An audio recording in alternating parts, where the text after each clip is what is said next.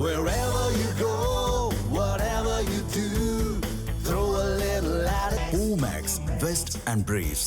தந்தையை இழந்த பெண் குழந்தைகளுக்கு தமிழக அரசு சிறப்பான நிதியுதவி திட்டத்தை செயல்படுத்த வேண்டும் என பாஜக தேசிய மகளிர் அணி தலைவர் வானதி சீனிவாசன் தெரிவித்துள்ளார்.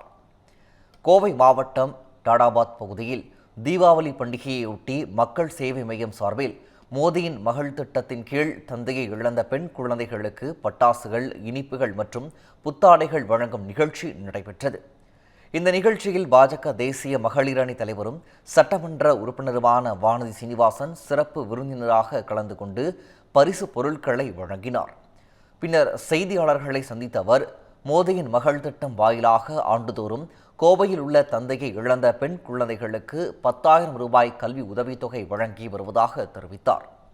தான் பாஜகவில் தேசிய பொறுப்பு வகிக்கும் முன்பிருந்தே பிரதமர் மோடியின் பெயரில் இத்திட்டத்தை செயல்படுத்தி வருவதாகவும் அவர் குறிப்பிட்டார்.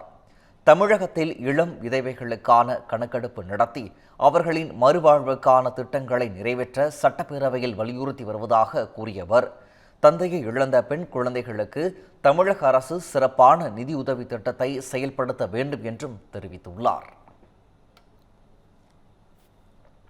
தந்தையை இழந்த தாயின் அரவணைப்பில் வாழ்கின்ற பெண் குழந்தைகளுக்கு மோடியின் மகள் என்கின்ற திட்டத்தின் வாயிலாக கோவை மாவட்டத்தில்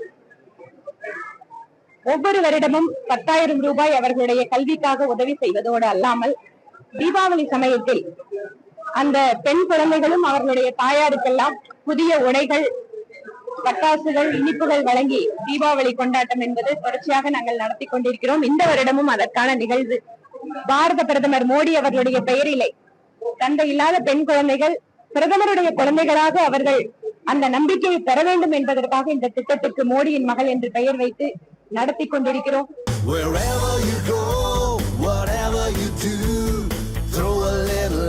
Omax, Vest and Briefs.